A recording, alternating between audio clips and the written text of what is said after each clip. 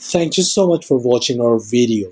Please do not forget to like, comment, share and subscribe to Reality of Islam. ROI की speeches को subscribe करके bell icon पर ज़रूर click करें। जज़ाकल्लाह। नहमदुहु व नुसल्ली अला रसूलिहिल करीम, अम्मा बाद। रोज़े की फ़र्ज़ियत का ताल्लुक़ बुलूगत से है। चाहे वो मर्द हो या औरत, लड़के और लड़की पर बालिग होने के बाद रोज़ा रखना फ़र्ज़ हो जाता है। इनमें अगर बुलूगत की कोई अलामत ना पाई जाए तो 15 साल की उम्र होने पर इन्हें बालिग तस्लीम किया जाएगा और रोज़ा रखना इनके लिए फ़र्ज़ होगा। बालिग होने से पहले रोज़ा अगरचे फ़र्ज़ नहीं होता, लेकिन जिस तरह अहादीस में बुलूगत से पहले पहले नमाज की आदत डालने का ज़िक्र है, इसी तरह रोज़े की आदत डालने का एहतमाम भी शरीयत का हुक्म है। बालिग होने से पहले भी अगर बच्चे में रोज़ा रखने की ताकत हो और रोज़े से उसको कोई ज़रर लाहिक ना होता हो तो उसको रोज़ा रखने का हुक्म दिया जाएगा और 10 साल उम्र होने पर तहम्मुल व बर्दाश्त के मुवाफिक रोज़ा रखने की ताकीद की जाएगी, ताकि उसकी आदत बन जाए और बालिग होने के बाद उसके लिए रोज़ा रखने में दुश्वारी का सामना ना हो। और अगर नाबालिग बच्चा रोज़ा रखकर तोड़ दे तो शरीयत का हुक्म यह है कि उसकी क़ज़ा रखवाना उस पर लाजिम नहीं। सहाबा कराम रिज़वानुल्लाह अलैहिम अजमाइन के कम सिन और नौ उम्र बच्चों में जो दीन का जज्बा और अपने आप को दीन पर कुर्बान कर देने का शौक़ था, वो हकीकत में उनके बड़ों की परवरिश का नतीजा था।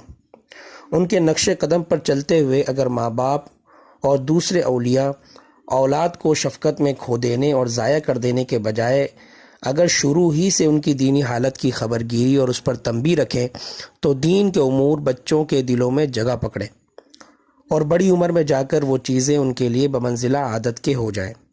लेकिन हम लोग इसके बरखिलाफ़ बच्चे की हर बुरी बात पर बच्चा समझकर चशमपोशी करते हैं, बल्कि ज़्यादा मोहब्बत का जोश होता है तो उस पर खुश होते हैं और दीन में जितनी कोताही देखते हैं अपने दिल को ये कहकर हम तसल्ली देते हैं कि बड़े होकर सब ठीक हो जाएगा।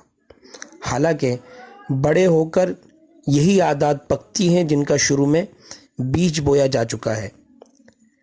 आप चाहते हैं कि बीज चने का डाला जाए और उससे गेहूं पैदा हो, ये मुश्किल है, नामुमकिन सी बात है। हज़रत रुबैया बिनत मुअव्विस रज़ी अल्लाह अन्हा फरमाती हैं कि नबी करीम सल्लल्लाहु अलैहि वसल्लम ने एक मरतबा ऐलान कराया कि आज आशूरा का दिन है, सब के सब रोज़ा रखें। हम लोग इसके बाद से हमेशा आशूरा के दिन रोज़ा रखते रहे और अपने बच्चों को भी हम रोज़ा रखवाते थे। जब छोटे बच्चे भूख की वजह से रोने लगते तो रूई के गाले के खिलौने बनाकर हम उनको बहलाया करते थे और इफ्तार के वक्त तक इसी तरह उनको खेल में हम लगाए रखते थे ताकि उनका दिल बहल जाए और उनको भूख का एहसास ना हो। सही बुखारी में यह हदीस मौजूद है।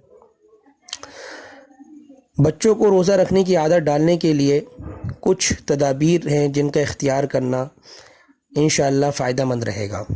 नंबर 1, सबसे पहले 10 साल और उसके बड़े उम्र के बच्चों को आप सहरी में ज़रूर उठाएं और अपने साथ सहरी में शरीक करें।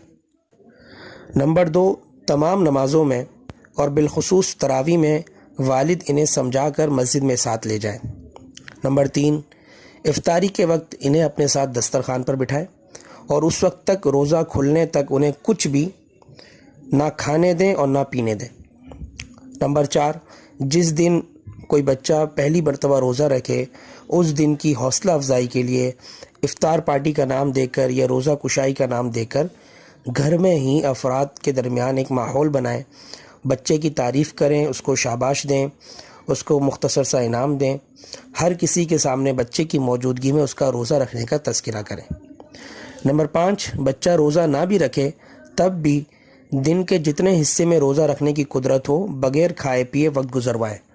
मसलन आप उनको सहरी में उठाएं और आप कह दें कि आपका रोज़ा ज़ोहर तक है, आपका रोज़ा 12 बजे तक है, आपका रोज़ा 4 बजे तक है। उसके बाद 4 बजे के बाद आप उनको खाने के लिए कुछ दे दें। नंबर 6, बच्चे को रोज़ा ना रखने की सूरत में जब खाने पीने की हाजत हो तो उसे इस बात का आदी बनाएं कि वो सब के सामने ना खाए पिए। नंबर 7, रोज़ाना ख़ुद तिलावत कुरान पाक करते वक्त बच्चों को अपने साथ बिठाकर तिलावत कुरान का आदी बनाएं। نمبر 8، روزہ رکھنے کی صورت میں دن میں اس کے سونے کی ترتیب ضرور بنائیں تاکہ اسے تھکاوٹ کا احساس نہ ہو۔ نمبر 9، بچوں میں روزہ رکھنے کا مقابلہ کروایا جائے اور روزہ رکھنے والوں کو مناسب انعام بھی دیا جائے۔ نمبر 10، بچوں کو روزہ رکھنے کے فضائل پر مشتمل احادیث اور حکایت صحابہ سنایا جائے تاکہ ان کے دل میں ابھی سے روزہ رکھنے کا شوق اور جذبہ پیدا ہو۔ یہ چند باتیں تھیں جو یقیناً آپ کے لیے معاون اور مفید ثابت ہوں گی۔ اللہ تعالیٰ سے دعا ہے کہ اللہ تعالیٰ ہمیں رمضان المبارک کے حقوق کو صحیح معنوں میں ادا کرنے کی توفیق عطا فرمائے۔ وآخر دعوانا ان الحمد للہ رب العالمین۔